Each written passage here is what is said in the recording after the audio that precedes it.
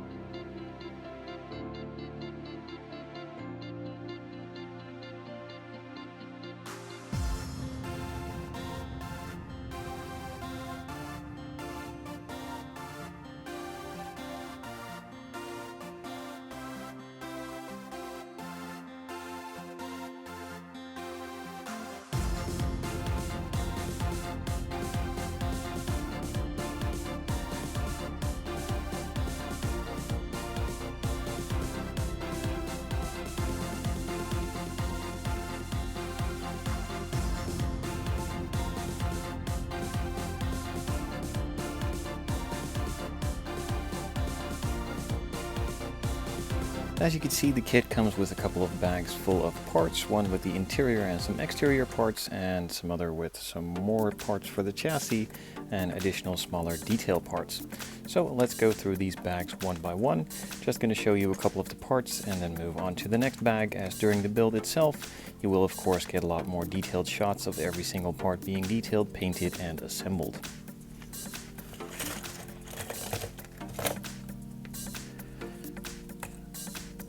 So there is a couple parts for the chassis included in here as well. They are really thickly cast parts, making it not really bendable and easy to put in place, as it pretty much only fits one way. Some other parts that don't need to be in body color but could be done in carbon fiber or just flat black plastic or molded separately, which of course makes it a lot easier to detail it out and make the lines a lot cleaner on the exterior. The dashboard comes molded in multiple pieces to detail out every single detail part and piece in their own color, of course. Again, also nicely cast, some crisp panel lines all over to add the additional details, and some more general nice details for the vents, and the overall shape seems to be correct as well.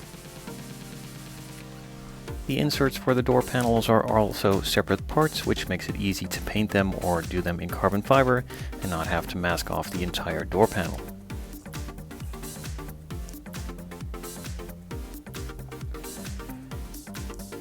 The bottom side of the dashboard is nicely detailed as well. A separate piece for the center console, again making it a lot easier to detail it out, which I really like about these kits, as these Ferrari interiors can be done in multiple colors or just one, but if you decide to do it a bit differently from the rest, it's easy to do so in this kit.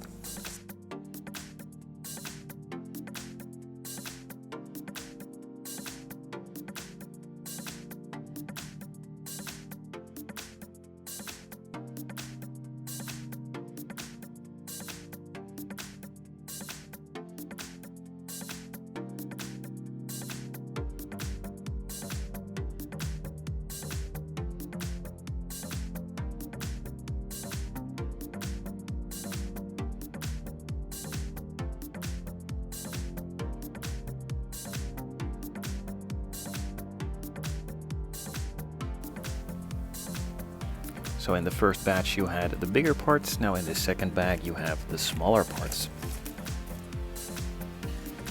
The disc brakes come both in some resin pieces for the center part of the disc and then some additional detail photo etch part for the outside of the disc with the drilled pattern and stuff like that.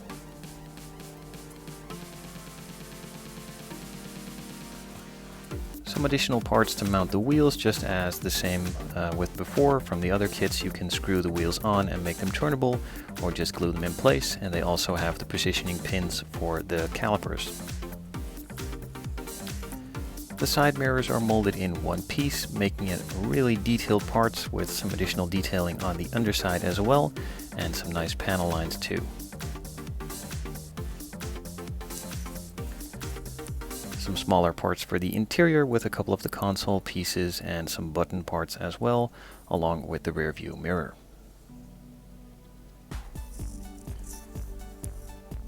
A couple of the caliper parts with the handbrake as well and the main caliper.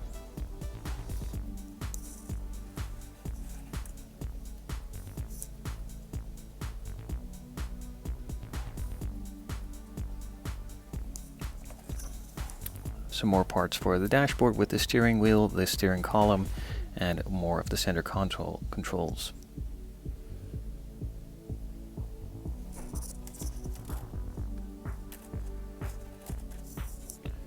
More calipers, of course, to finish those off. And nicely detailed headlight buckets as well, along with some detail on the inside for the lenses, the bulbs, and some of the LEDs. The vents are molded in a separate piece as well. Additional detail can be done here, of course, but looking at the parts and pieces, just painting them can leave you with a perfectly fine finish too. A bezel for the gauge cluster, some more control buttons, and also the door handles. The bottom side of the front bumper, and some more general detail pieces for on the dashboard, and also the buckles for the seat belts. And then the final piece is the exhaust pipes, which even has detail on the inside. And you will of course need some parts to mount that all too, and that is the main interior tub. The back part is molded in one piece, not really that big of a deal as it mostly will be painted in one part. Luckily the front is easily accessible with all of those separate parts.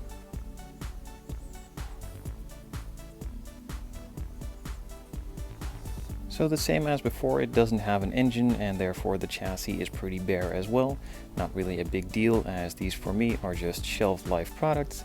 I put them on the shelf and I look at them. I don't really want to open the bonnet or turn them around to look at the chassis. So this detail piece is good enough for me. In the past they were a bit thin and therefore warped a lot, and they didn't really fit all the time.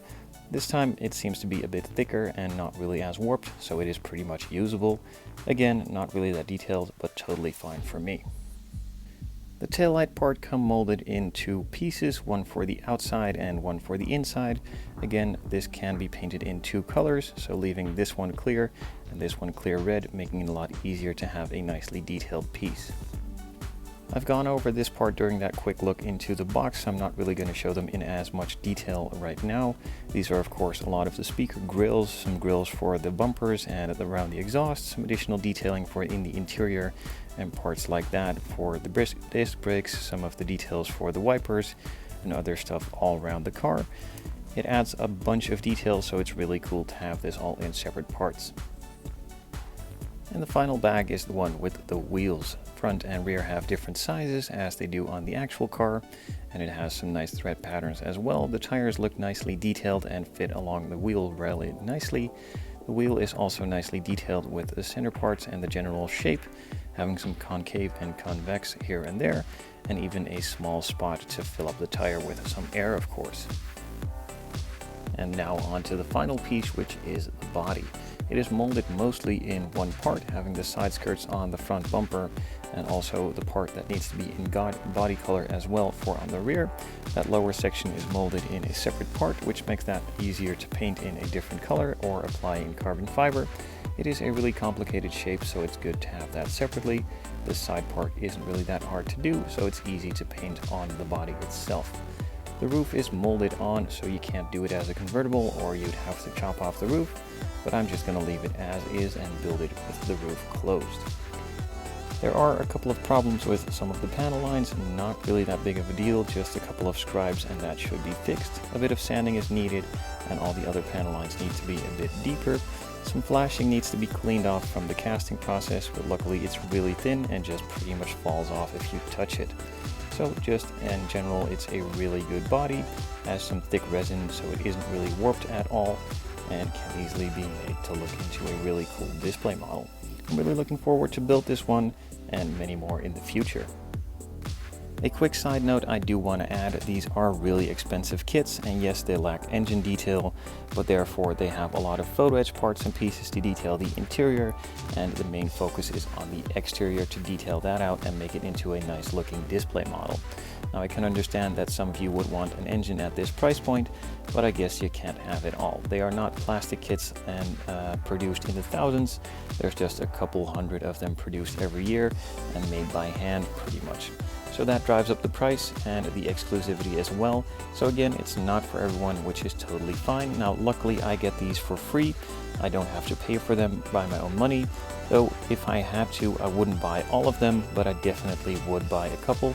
In actuality, the Bugatti Chiron I paid for myself because I really wanted that model and I wasn't disappointed by the quality at all.